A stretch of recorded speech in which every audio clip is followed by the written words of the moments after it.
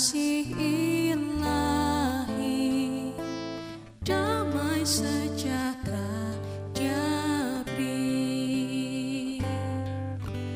Roh Kudus hadir di sini, Roh Allah yang Maha Suci, penuhi kasih sejahtera Dia beri.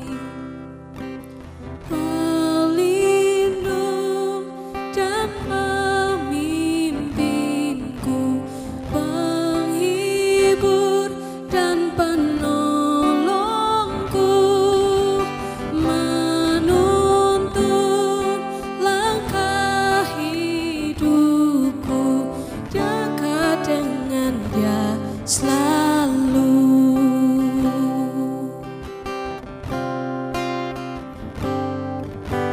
Roh Kudus hadir di sini, Roh Allah yang Maha Suci, penuhi kasih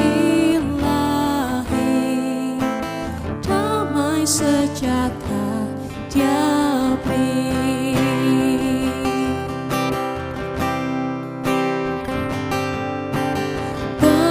Pelindung dan pemimpinku, penghibur dan penolongku, menuntun langkah hidupku, dekat dengan Dia selalu.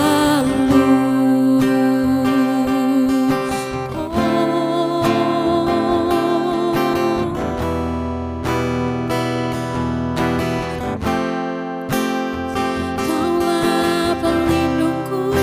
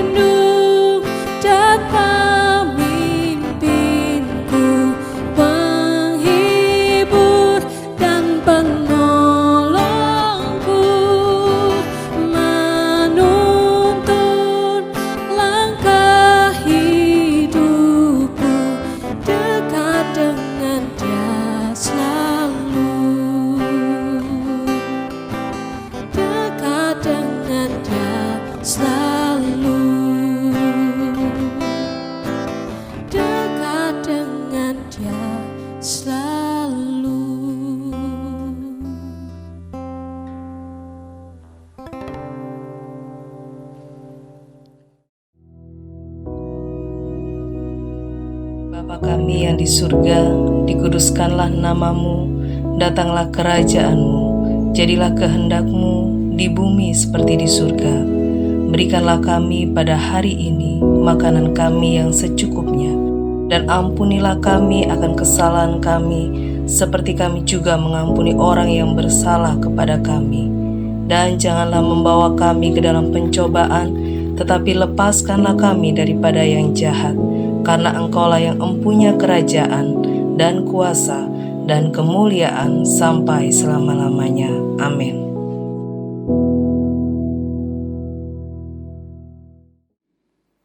Shalom, selamat pagi, puji nama Tuhan. Mari sama-sama kita buka dalam 2 Timotius pasal 2 ayat yang ketiga.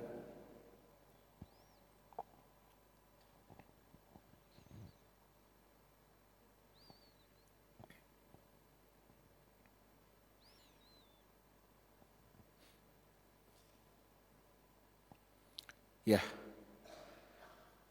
kita akan baca ayat ini bersama-sama. Ya, mari kita baca sama-sama. 1, 2, 3. Ikutlah menderita sebagai seorang prajurit yang baik dari Kristus. Nah, sekali lagi. 1, 2, 3.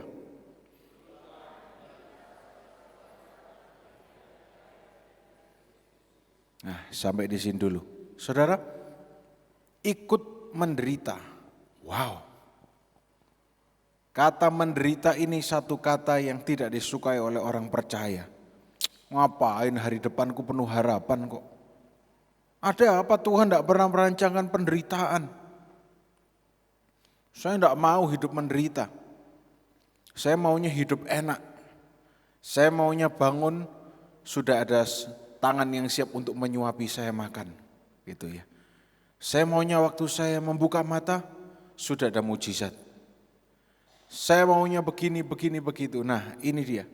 Hari ini mari kita luruskan secara jantan dan secara betina. Juga ada wanita di tempat ini. Kita akan belajar apa sebetulnya, mengapa kok Petrus itu menulis surat kepada Timotius berkata, Paulus menulis surat kepada Timotius dan berkata, ikutlah menderita sebagai seorang prajurit yang baik. Nah saudara, kalau Paulus berkata, ikutlah menderita saja, nah baru ini menjadi pertanyaan besar. Tapi di sini Paulus mengatakan, ikutlah menderita sebagai seorang prajurit yang baik dari Kristus Yesus. Apa maksudnya? Saudara, kita semua tahu bahwa dalam prajurit atau dalam kesatuan itu ada yang disebut korsa. Apa itu? Kesatuan. Kalau temanku diserang, maju bareng-bareng, digeruduk bareng-bareng, dibalas.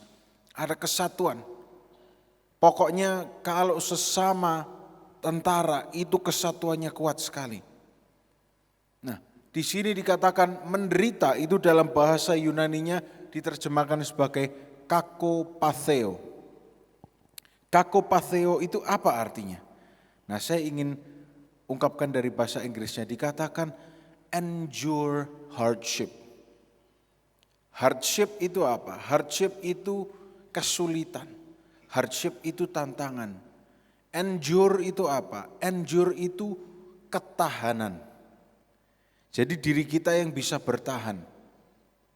Saudara pernah dengar ada merek ban yang namanya Enduro? Bukan ban. Itu pokoknya yang berhubungan dengan mobil. Enduro. Ada juga endurance. For the Lord is good and His mercy endures forever. Bertahan selama-lamanya. Endure hardship. Bertahan ketika menghadapi hardship, kesulitan. Jadi bukan dikatakan menderita, tidak. Tapi lebih diterjemahkan kepada bertahan saat kita menghadapi kesulitan dan kesukaran. Yang setuju katakan amin. Ikutlah bertahan, ikutlah kuat dalam menghadapi kesulitan, dalam menghadapi tantangan. Amin saudara. Di sini tidak dicatat bahwa kalau gitu ayo kita sama-sama tenggelam dalam penderitaan. Enggak. Justru ketika yang lain menderita, kita tetap berada di atas. Kita tetap bertahan dengan baik. Kita tetap kuat. Endure hardship as a good soldier. Sebagai prajurit yang baik. Saudara, kalau pada zaman itu, tentunya prajurit yang baik itu adalah Romawi. Dan Romawi saat itu nomor 1 di dunia. Jadi pasukannya terbaik, semuanya terbaik. Dan kalau pasukan Romawi sudah maju, tidak ada yang berani, karena terbaik. Nah di sini Paulus mengatakan prajurit yang baik dari Kristus Yesus. Saudara, kita harus sadar bahwa kita hidup ini, kita tidak dijadikan anak manja oleh Tuhan Yesus. Amin. Memang betul kita anak Bapa, kita anaknya. Tapi saudara, karena begitu dia mengasihi kita, dia tidak membiarkan kita menjadi anak yang manja.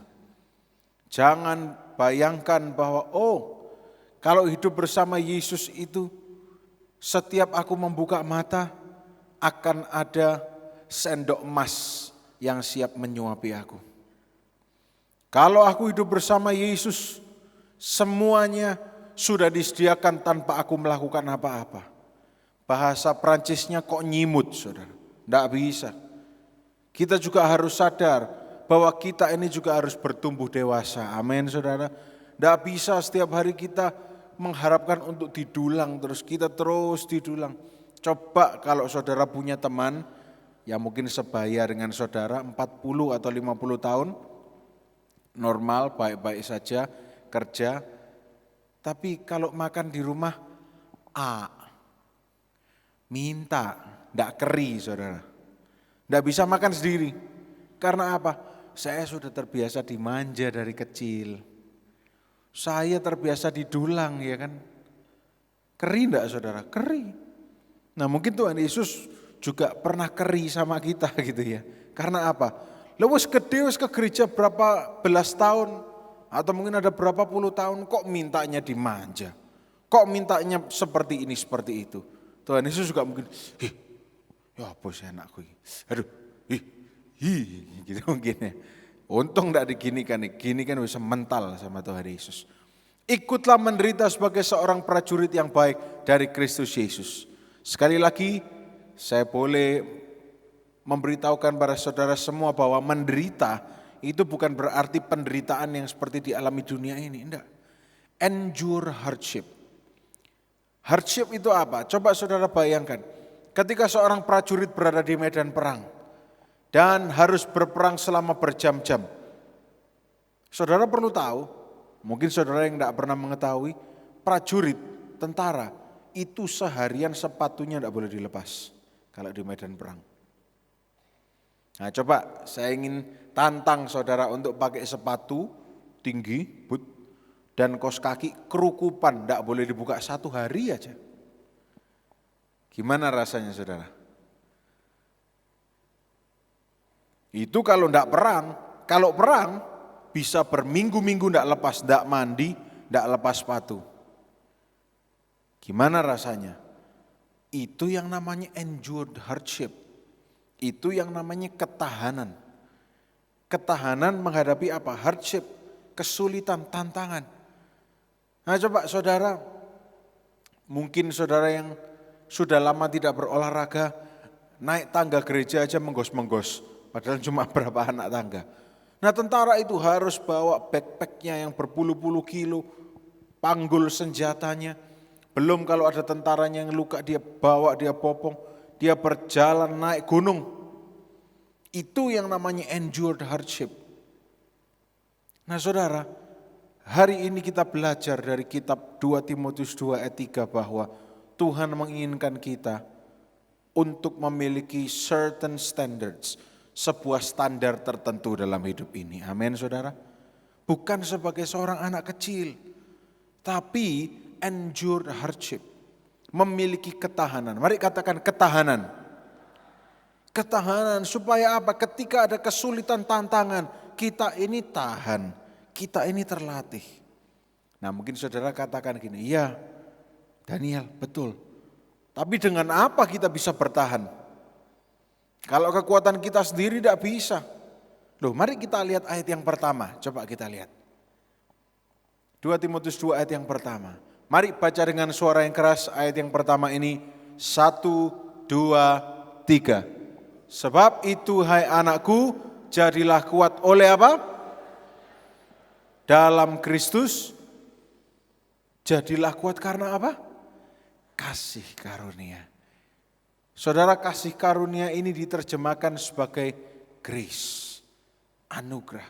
Diterjemahkan sebagai kado yang sebetulnya kita tidak layak untuk menerimanya. Saya ulangi. Kasih karunia ini adalah hal-hal yang seharusnya kita tidak layak untuk menerimanya, tapi kita menerimanya. Nah hal-hal ini yang membuat kita bisa jadi kuat dalam Kristus Yesus. Hari-hari ini saudara, ketika saudara mungkin sedang lemah, ketika saudara merasa ingin menyerah, ingat ada kasih karunia dalam Kristus Yesus yang akan membuat kita kuat. Mungkin saudara mulai melihat samping kanan kiri saudara mulai bergoncang. Mungkin saudara mulai melihat, ya ini mengapa kok turun semuanya profit bisnisku. Ini mengapa kesehatanku kok semakin menurun. Mengapa begini, mengapa begitu saudara. Bertahan, tetap kuat. Karena ada kasih karunia Tuhan yang menopang kita semua. Amin saudara. Mungkin ini sudah berapa kali saya mengatakan bahwa dunia tidak pernah semakin mudah. Dunia akan semakin sukar. Tapi kalau kita sudah belajar 2 Timotius 2 ayat 3. Bahasa Indonesianya memang mengatakan ikutlah menderita gitu ya. Tapi saudara sudah tahu apa artinya menderita? Menderita itu bukan berarti saudara menyerah, kemudian saudara dihukum, dicambuk, aduh sakit, ya terima kasih untuk hukuman ini. Bukan. Tapi menderita di sini endure hardship. Saudara saya akan katakan terus supaya nyantel gitu ya. Endure hardship. Ketahanan dalam menghadapi tantangan. Ini yang kita perlukan sebagai orang yang percaya. Sebab saudara, kalau saudara pernah tahu apa yang namanya, saya tidak tahu bahasa Indonesianya, pressure cooker. Jadi masak itu dalam tekanan yang tinggi. Sehingga apa? Dagingnya bisa jadi empuk gitu ya. Kalau ayam, saya tidak tahu apa namanya pressure cooker. Mungkin ibu-ibu tahu? Presto. Oh iya, presto. Oh berarti bandeng presto itu pressure cooker. Maaf saya tidak bisa masak ya. Pressure cooker. Kenapa kok bandeng presto bisa enak? Karena di presto gitu ya kan. Kalau bandeng tidak presto ya berarti tidak di presto. Pressure cooker. Dalam tekanan tinggi. Justru tidak rusak, tapi justru menghasilkan sesuatu yang enak. Yang empuk, yang kriuk-kriuk. Itu bandeng presto kalau baru matang, wah ini ngomongkan makanan pagi-pagi. Bandeng presto kalau baru makan, begitu dipotong pakai sendok itu kulitnya itu kerak. Wih. Terus dalamnya dimakan, waduh hangat gitu. Pagi-pagi gini makan yang hangat-hangat gitu enak saudara ya. Karena apa? Bandeng presto itu endure hardship. Dia bertahan dalam tekanan loh. Masuk kita kalah sama bandeng presto saudara. Kita tidak boleh kalah sama bandeng presto, amin. Kalau dia bisa bertahan dan akhirnya dia bisa kita nikmati, kita juga harus bertahan. Nah dunia ini diibaratkan semakin banyak tekanan, semakin banyak masalah. Saudara, saya pernah merenungkan begini. Ketika saya beranjak dewasa saya berpikir loh, saya kira dunia orang dewasa itu enak loh. Karena banyak tahu. Karena semakin banyak pengetahuan, semakin banyak informasi. Tapi ternyata seperti apa yang kita ketahui saudara, semakin banyak tahu, semakin banyak yang dipusingkan. Betul? Oleh karena itu kita pahami ini. Pressure cooker, endure hardship. Semakin banyak informasi yang masuk, kita harus semakin bisa menyeleksi. Oh ini tidak perlu didengarkan. Oh yang ini biar masuk kuping kanan, keluar kuping satunya kiri. Endure hardship. Ingat saudara, pressure cooker, presto, bahasa Mojokertonya bahasanya adalah presto gitu ya. Untuk apa? Ya saudara lihat sendiri bandeng presto, kalau prestonya benar, tekanan tinggi, enak. Saya tidak mengatakan bahwa setiap pagi kita buka mata harus berkata, Tuhan berikan aku tekanan, berikan aku cobaan. Tidak perlu minta tekanan itu ada sendiri saudara.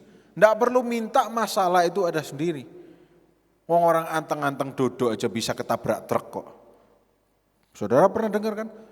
Apalagi di jalanan raya gitu, orang lagi santai di depan rumahnya yang di pinggir jalan raya, tahu-tahu ada truk tangkinya lonong bres. Udah, tidak perlu minta tekanan, tidak perlu minta masalah. Tapi yang perlu kita minta, setiap saudara semua bangun pagi, pertama kali membuka mata sebelum datang ke tempat ini katakan, Tuhan berikan aku kasih karunia untuk menghadapi sepanjang hari ini. Berikan aku kekuatan untuk menghadapi sepanjang hari ini. Dalam semua sektor kehidupan kita, saudara bekerjakah? Atau saudara melayani? Atau saudara adalah ibu rumah tangga? Ibu rumah tangga juga ada tekanannya sendiri-sendiri. Nah coba tekanannya apa? Gampang saudara. Kalau ibu rumah tangga yang tetangga sebelah punya anting-anting baru, saudara akan mengalami tekanan yang berat. Anting-antingnya anyar, aku gak gelem kalah. Oh yang gak tertawa mungkin gak berlomba-lomba gitu. Terus bano, kan pakai anting-anting 10, aku gak pakai anting-anting gak apa-apa gitu. Tapi ada yang menjadikan itu sebagai tekanan. Yang bapak-bapak, sepeda motore sesak bulan seganti mana? Aku tak yo ganti mana? Sepeda motornya rodanya 2. Oh gak terima aku sepeda motor roda 3. Atau kalau perlu roda yang banyak. Yang belakangnya ada baknya itu, enak bisa ngisi orang banyak. Nah kalau tidak tahan sama tekanan ya seperti itu. Tapi mari pagi hari ini kita belajar bahwa Tuhan Yesus melalui kitab 2 Timotius 2 ayat 3. Melalui Rasul Paulus yang menuliskan surat kepada Timotius mengatakan, ikutlah menderita. Apa artinya ikut menderita saudara? Bertahan dalam tekanan. Ingat, bertahan dalam tekanan itu bukan berarti kita ini orang kalah, enggak. Saudara harus tahu, bertahan dalam tekanan berarti kita ini lebih dari pemenang. Orang yang tidak bisa bertahan dalam tekanan akan gelempang, akan jatuh, akan kalah. Tapi saudara yang bertahan dalam tekanan, saudara akan muncul. Musa ketika dia naik ke atas gunung, ketika bangsa Israel semua tinggal di bawah, Musa naik ke atas gunung. Dan kemudian ketika dia naik, tiba-tiba gunung itu tertutupi oleh awan yang tebal. Dan mulai hal-hal yang tidak pernah Musa bayangkan itu terjadi. Ada gemuruh dan kemudian ada hal-hal yang aneh. Musa tertekan, kok seperti ini? Tapi Musa bertahan. Dan akhirnya ada kehadiran Tuhan di atas gunung itu. Dan Musa berbicara dengan Tuhan. Setelah Musa berada dalam tekanan, Musa turun kembali ke bangsa Israel. Apa yang bangsa Israel katakan? Kok wajahnya dipenuhi dengan sinar kemuliaan? Karena apa? Pressure cooker, bertahan dalam tekanan. Kalau saudara adalah orang-orang yang mampu, cakap untuk bertahan dalam tekanan, jangan heran. Nanti orang-orang akan bilang kepada saudara, iya, kok berbeda ya bapak ini, kok ibu ini berbeda ya. Yang lainnya KO menghadapi masalah, tapi bapak ibu ini tetap kuat. Nah ini yang namanya seorang prajurit yang baik dari Kristus Yesus. Coba kita lompat ayat yang keempat saudara.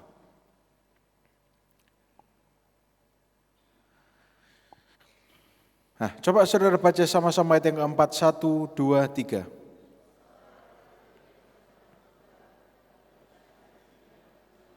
Penghidupannya supaya dengan demikian ia saya tidak pernah menemukan di film, karena saya tidak pernah lihat tentara Indonesia berperang, karena Indonesia damai sejahtera. Amin saudara. Tidak perlu untuk berperang, hanya menjaga keamanan. Saya tidak pernah lihat di film orang perang, sudah pegang senjata laras panjang di medan perang, tiba-tiba loh iya, kompor kudurung tak pateni, mundur dia pulang ke rumah. Tidak ada. Tidak ada tentara seperti itu. Kalau ada tentara seperti itu ditendang sama komandannya, terus pulang, pecat, tidak usah jadi tentara. Saya tidak pernah menemukan tentara sudah siap medan perang. Tiba-tiba, loh aduh, sepeda motorku durung tak kunci, setir iku mang. Atau tentara yang wanita, sudah di medan perang, loh bandeng prestoku di pressure cooker tadi belum selesai, tidak ada. Mau gosong-gosong sana. Ini waktunya perang. Ini konsentrasi. Tidak memusingkan dirinya dengan soal-soal penghidupannya. Tidak pusing tentara. Aduh, pagi ini aku perang. Aku berharap nanti siang ada nasi pecel Mbak Tuti. Tidak ada. Tidak peduli. Mau siang tidak makan, ya tidak makan. Namanya tentara. Aduh, aku berperang. Aku nanti sore pengen refleksi, pijat kaki, ngelepas sepatu aja ndak boleh mau refleksi. Ndak pusing soal diri sendiri. Ndak pusing. Nah, saya ingin mengangkat kata ini, tidak memusingkan dirinya. Ini penting karena apa? Tidak memusingkan diri ini juga akan menghindarkan kita dari hal-hal yang ndak penting yang kita pikirkan. Berpikir negatif tentang diri kita, aduh aku kelihatan jelek ya, aduh bajuku murah, aduh bajuku murahan aku sungkan. Kalau ke gereja saya harus pakai baju yang mahal supaya kelihatan wah gitu. Saudara enggak tahu apa? Di dunia ini ada yang namanya KW. Saudara mungkin lihat, wah itu tas itu merek mahal. Mungkin harganya ratusan juta, tapi mungkin yang dibeli itu KW 10. KW 10 mungkin 20.000 tas itu dapat saudara. Jadi tidak perlu pusing. Amin saudara. Tidak perlu pusing. Nah kayak ibu yang punya tetangga itu tadi. Waduh anting-antingi kewede mutiara nih. Iya nek mutiara asli. Nek bubur mutiara dicat kan juga bisa saudara. Saudara tahu bubur mutiara yang merah itu ya. Tidak perlu pusing saudara. Amin. Aduh mobilnya tetanggaku ganti lagi. Loh mungkin itu orang lain nitip di rumahnya tetangga, tapi kita sudah ribut sendiri. Nah ini mari kita tidak perlu memusingkan diri kita sendiri. Amin. Mari katakan bersama saya, dalam nama Yesus, saya tidak mau memusingkan diri saya sendiri. Amin. Karena apa? Kalau saudara pusing itu saudara sedang memindahkan kesusahan besok ke kesusahan hari ini. Firman Tuhan mencatat tidak perlu cari kesusahan. Hari ini ada kesusahannya sendiri, besok ada kesusahannya sendiri. Hari ini ada tekanannya sendiri, besok ada tekanannya sendiri. Sudah tidak usah cari-cari, hadapi saja yang hari ini. Amin saudara. Saudara siap menghadapi hari ini. Dan saudara perlu tahu kata grace, kasih karunia. Itu sinonimnya atau kata lainnya adalah favor. Apa itu? Mari katakan favor. Artinya adalah kemurahan Tuhan. Kita semua tahu bahwa kemurahan Tuhan itu lebih dari hidup. Apa tandanya bahwa saudara mengalami kemurahan Tuhan? Sangat gampang. Berapa banyak di tempat ini yang pernah makan di warung atau restoran? Atau saudara kalau makan di rumah terus seumur hidup? Wah luar biasa. Pernah saudara makan di restoran atau warung? Tandanya adalah seperti ini. Saudara masuk restoran itu sepi, tapi tiba-tiba ketika saudara duduk, saudara makan, tiba-tiba restoran itu ramai. Ada yang pernah mengalami? Loh yang lain enggak pernah. Oh malu. Saya pikir itu cuma Allah kebetulan. Tapi kalau terjadi berpuluh-puluh kali itu bukan kebetulan. Itu namanya kemurahan Tuhan. Artinya apa? Saudara ini orang yang disertai kemurahan Tuhan. Amin. Loh saudara duduk restorannya sepi. Tiba-tiba restoran itu penuh. Ya enggak semuanya penuh, enggak. Tiba-tiba rame. Berarti saudara ini orang yang membawa kemurahan Tuhan. Dan pemilik restorannya selalu katakan, Pak, saya ini selalu senang kalau Bapak datang. Kenapa? Mesti rame restoranku nih Bapak datang. Nah ini namanya kemurahan Tuhan. Ini namanya favor Tuhan. Amin saudara. Mari pagi hari ini kita sudah belajar bahwa kita harus punya yang namanya ketahanan. Bukan menderita, tapi ketahanan itu untuk apa? Tetap kuat di dalam Tuhan. Dan di ayat yang keempat kita belajar bahwa kita tidak perlu memusingkan diri sendiri. Ya sebetulnya masih banyak tapi saya kira waktu sudah berjalan. Oleh karena itu saya akhiri di ini saja di ayat yang keempat bahwa tidak perlu pusing. Tidak perlu pusing. Ayat yang terakhir kita akan baca Yohanes 16 ayat 33.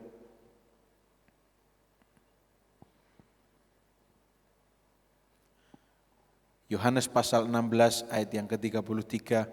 Nah, saudara yang merasa bahwa saudara sedang dikalahkan oleh dunia, saudara yang merasa bahwa mana Tuhan tidak adil, coba renungkan ayat ini bersama-sama. Saudara percaya bahwa mulut saudara berkuasa? Percaya bahwa firman Tuhan berkuasa? Nah mari kita baca ayat ini, mari sambil bangkit berdiri bersama-sama. Sekaligus kita akan akhiri ibadah kita. Mari kita baca ayat ini bersama-sama saudara. 1, 2, 3. Semuanya itu kukatakan kepadamu supaya kamu beroleh apa? Damai sejahtera dalam aku. Dalam dunia kamu menderita apa? Tetapi apa? Aku telah mengalahkan. Amin. Pagi hari ini pulanglah saudara, saudara membawa berkat Tuhan yang luar biasa. Amin. Mari angkat kedua tangan kita akan berdoa. Tuhan, kami sambut kebenaran firman-Mu, kami sambut kebaikan-Mu. Pagi hari ini Tuhan, kami bawa pulang kemenangan yang daripada-Mu. Kami membawa pulang kelegaan yang daripada-Mu. Kami membawa pulang sukacita daripada-Mu. Kami tahu sepanjang hari ini kami semua sehat, diberkati, dibungkus dengan darah Yesus. Dan kehidupan kami diiringi kemurahan Tuhan. Karena kami menyenangkan hati Tuhan. Dalam nama Tuhan Yesus Kristus, mari kita semua yang percaya sekali lagi katakan sama-sama, Tuhan Yesus memberkati kita semua.